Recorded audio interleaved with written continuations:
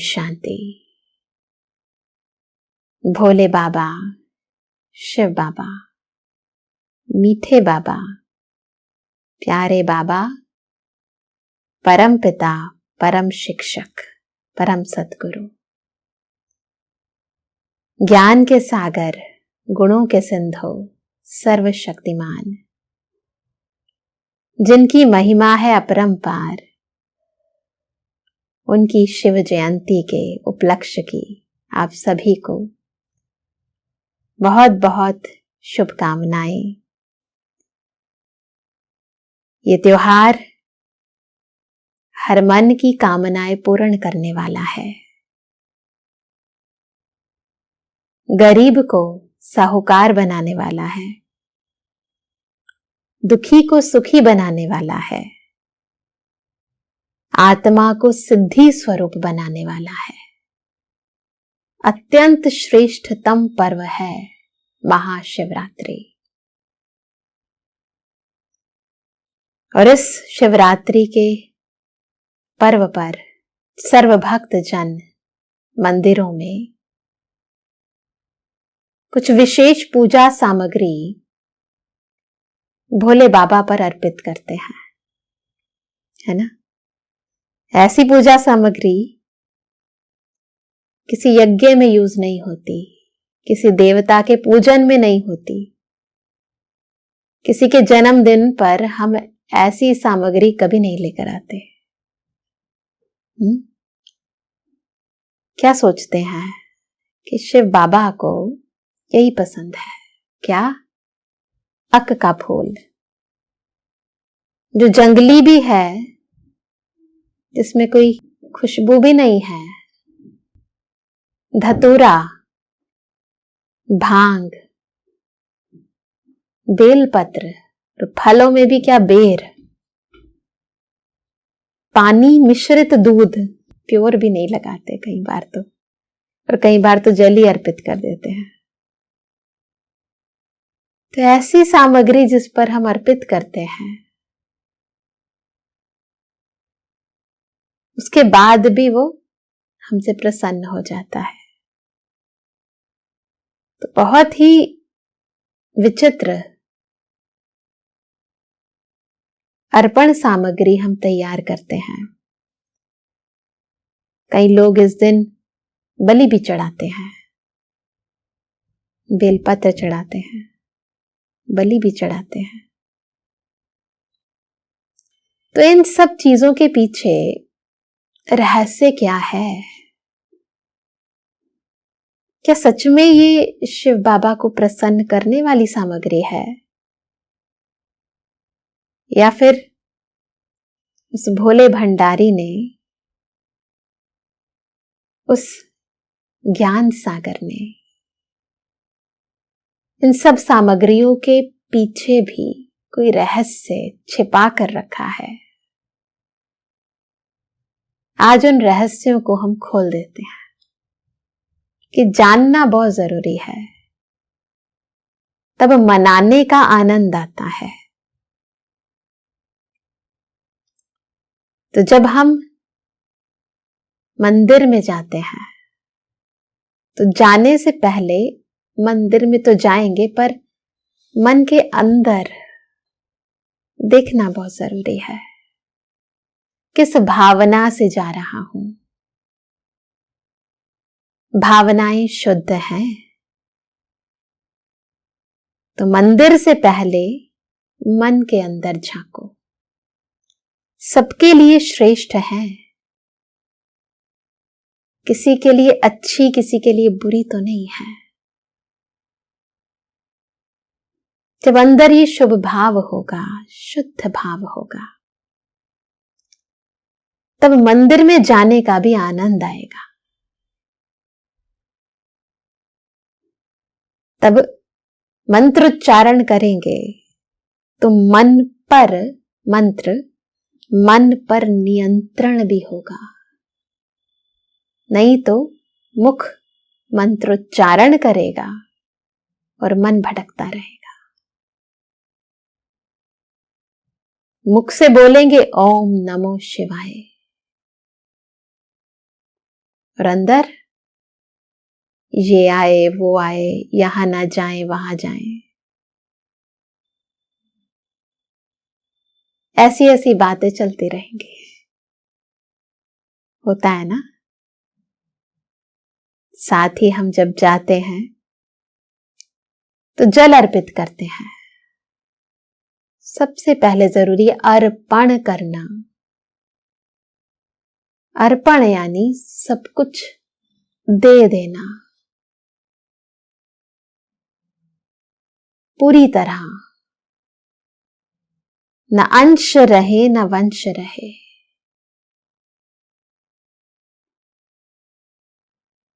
तो अंतर का शुद्धिकरण करना,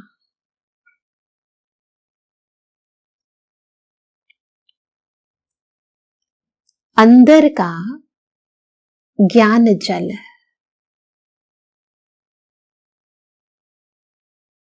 अर्पित कर देना, शुद्ध भावनाएं अर्पित कर देना।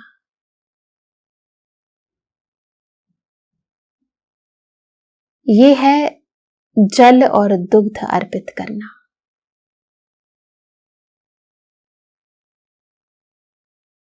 लोग बलि चढ़ाते हैं।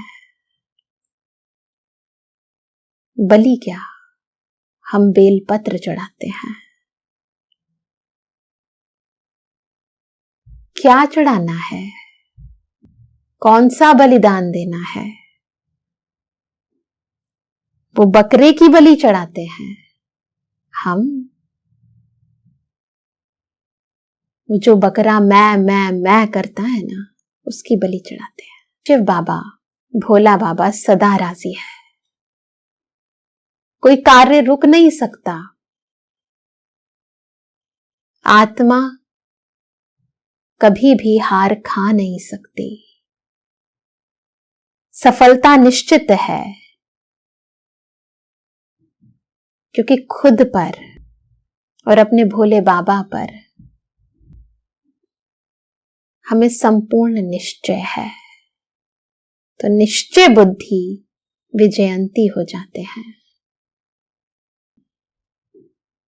तो इस बार महाशिवरात्रि पर स्थूल रूप में ही अर्पित मत करना चीजें, परंतु इन सूक्ष्म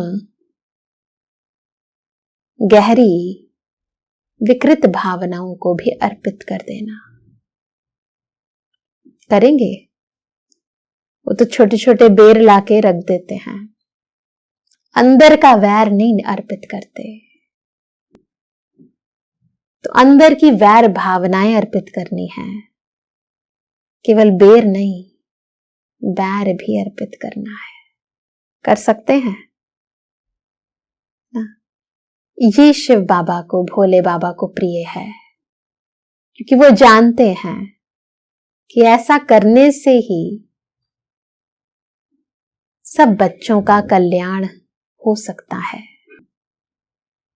तो इस बारी महाशिवरात्रि पर हम नए ढंग से, नई रीति, नई सामग्री, नई रस्मों के साथ शिव भोले बाबा का जन्मोत्सव मनाएंगे।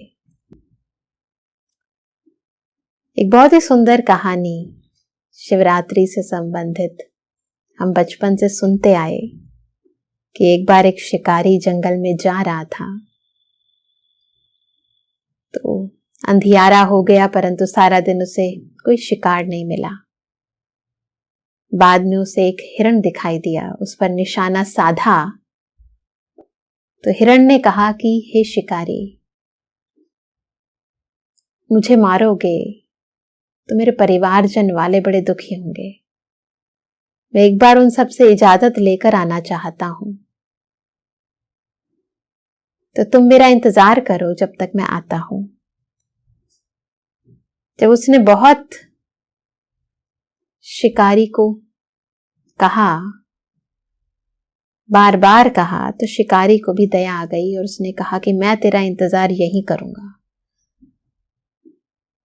तो शिकारी एक पेड़ पर जाकर बैठ गया, विश्राम करने लगा।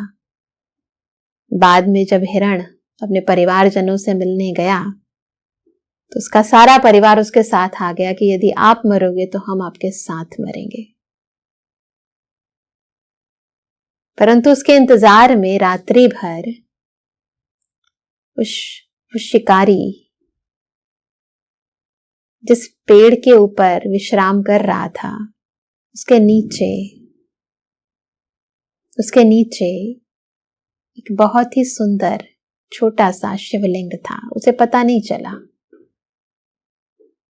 और रात भर शिकारी के विश्राम करने से उस शिवलिंग पर पत्ते धीरे धीरे गिरने लगे। वर्षा ऋतु थी तो पेड़ों से रिस रिस कर पानी भी गिरने लगा। जाने अनजाने शिकारी ने शिव की आराधना पूजा कर दी और उस अनजाने में करी गई पूजा के फल स्वरूप शिव भोले बाबा प्रसन्न हो गए और उन्होंने शिकारी को कहा कि बोल क्या मांगता है।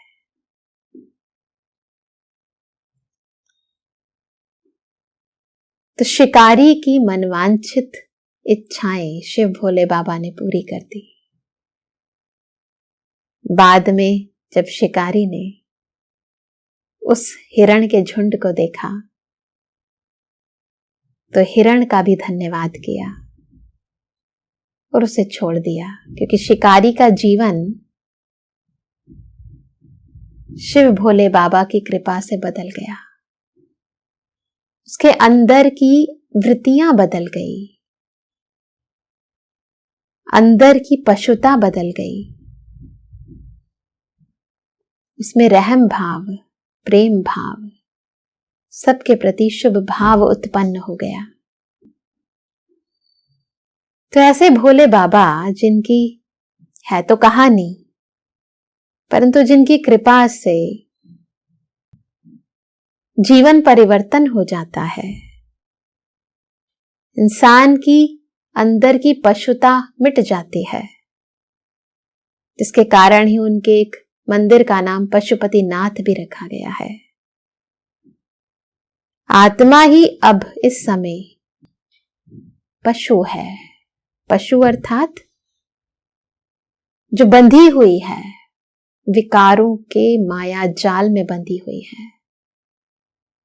तो जब पतियों का पति, पिताओं का पिता इस सृष्टि पर आते हैं तो आत्मा की उस पशुता को खत्म कर देते हैं। आत्मा को जंगल के कांटे से फूल बना देते हैं, इसीलिए उनके एक मंदिर का नाम बबुलनाथ भी है। तो शिव बाबा, जिन्हें भक्ति मार्ग में खिवैया भी कहते हैं, गाइड भी कहते हैं ना, नैया मेरी पार लगाओ हे खिवैया, जो आत्मा को विषय सागर से क्षीर सागर की ओर ले जाते हैं। अद्भुत, श्रेष्ठ, सर्वोच्च ज्ञान देकर उसे सृष्टि रंगमंच पर श्रेष्ठ कर्म करने का रास्ता बताते हैं। शिवरात्रि के बारे में कहा जाता है कि इस दिन परमात्मा शिव ने हलाहल पान किया था, यानी समुद्र मंथन के दौरान जो विष निकला उसे परमात्मा शिव ने धारण किया। वास्तविकता में वो परमपिता परमात्मा शिव जो निराकार है, उनका कंठ नीला होना तो संभव नहीं है, परंतु हां, जो विषय विकार हम सच्चे दिल से परमात्मा को अर्पित करते हैं, जो अंदर के दुख, दर्द, पश्चाताप, अंदर की द्वेष भावनाएं, दुखदायी वृत्तियां, अक धतूरा बेलपत्र के रूप में हम भोले बाबा को अर्पित करते हैं, वो परमात्मा उसको अपने भीतर धारण कर लेते हैं। ऐसा नहीं कि उसे धारण करने के बाद वो अशुद्ध हो जाते हैं। जैसे मैथमेटिक्स में होता है कि 0 को किसी से भी मल्टीप्लाई करो तो 0 हो जाता है, वैसे ही हम कितना भी अपने अंदर का माइनस, नकारात्मक भावनाएं, नेगेटिविटी उसको अर्पित करें, शिव भोले बाबा पर उसका असर नहीं होता। वो हमें फिर भी अपना मानते हैं, अपना बनाते हैं। अपना ज्ञान, अपने गुण, अपनी शक्तियां, अपना प्यार, अपना आनंद हम पर लुटाते हैं। तो ऐसे भोले बाबा की सच्ची शिवरात्रि, सच्चे अर्थ में हम सबको मनाना चाहिए। जो हमसे दुख लेकर हमें सुख देते हैं, जो हमारे अंदर की निंदा स्वीकार करके हमें स्तुति योग्य बनाते हैं। तो चलिए कुछ पलों के लिए शिव भोले भंडारी को याद करें, उन पर अपने अंदर के अक धतूरे को चढ़ा दें और खुद पावन हो जाएं। बैठते हैं उस पवित्रता के सूर्य के सानिध्य में। महसूस करें स्वयं को भ्रुकुटी के मध्य अपने सत्य स्वरूप में।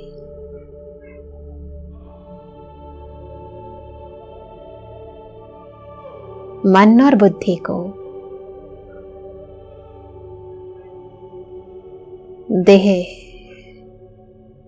दुनिया, कर्मों से पूर्ण रीति निवृत्त करें। एकाग्र हो जाएं। देखें खुद को, मैं परम ज्योत, परमात्मा शिव की संतान, ज्योति बिंदु आत्मा हूं।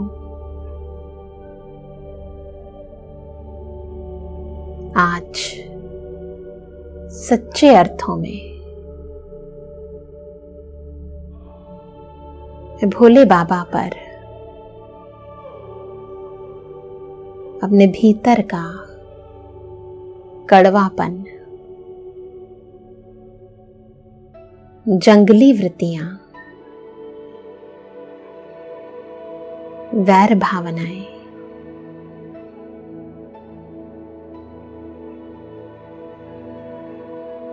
अंदर का विष,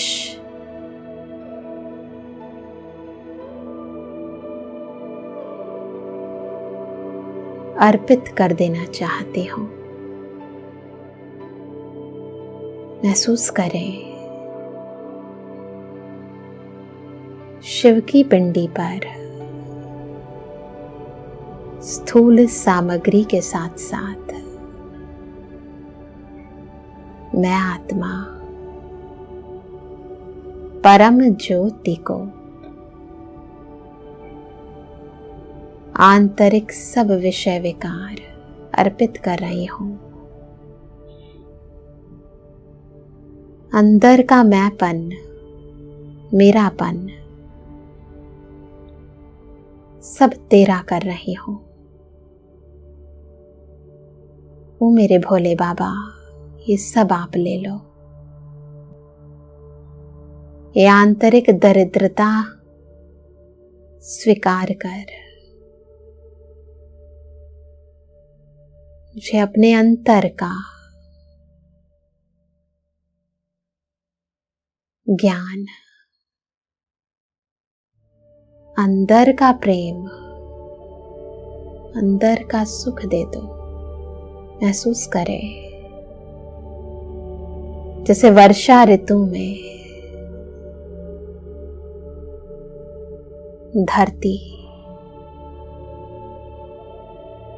तृप्त हो जाती है, सुगंधित हो जाती है।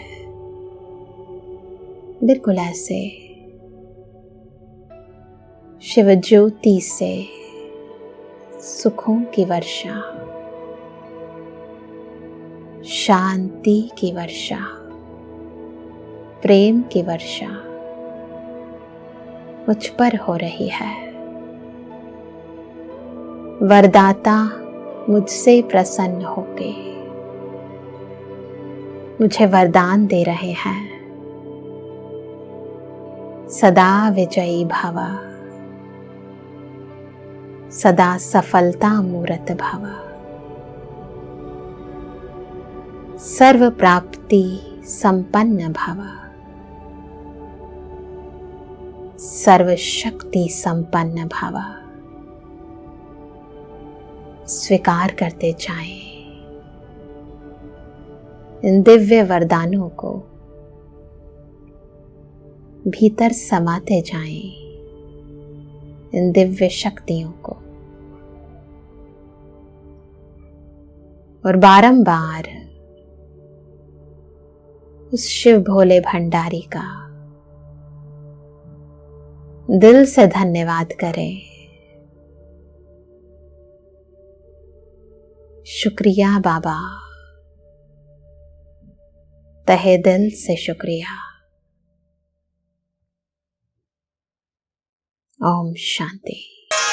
शिव आपदा हरण, करुणा कृपा करण, मन आशुतोष शिव का कर सर्वदा स्मरण।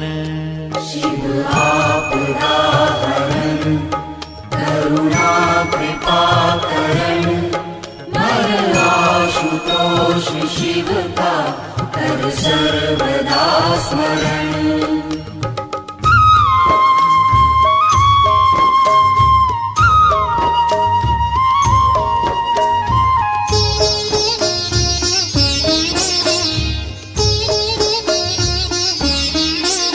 न कोई शिव के पूर्व था, न कोई शिव के बाद है।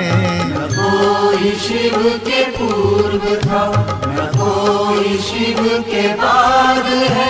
परम पिता पवित्रतम का प्रेम ही प्रसाद है। अधर पे शिव का नाम है, हृदय में शिव की याद है। अधर पे शिव का नाम है, हृदय में शिव की याद है। परम पिता पवित्रतम का प्रेम ही प्रसाद है। न कोई शिव के पूर्व था, न कोई शिव के बाद है।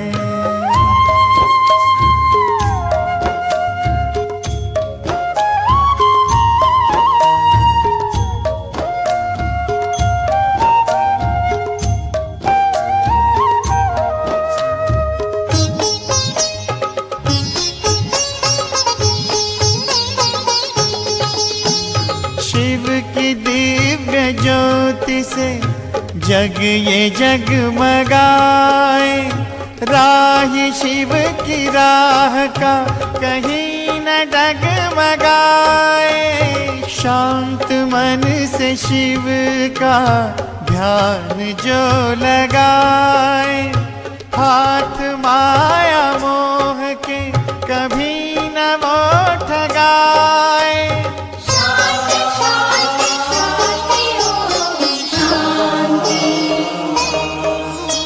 हमारा धन्य भाग्य है, पिता का धन्यवाद है। हमारा धन्य भाग्य है, पिता का धन्यवाद है। परम पिता पवित्रतम का प्रेम ही प्रसाद है। न कोई शिव के पूर्व था, न कोई शिव के बाद है।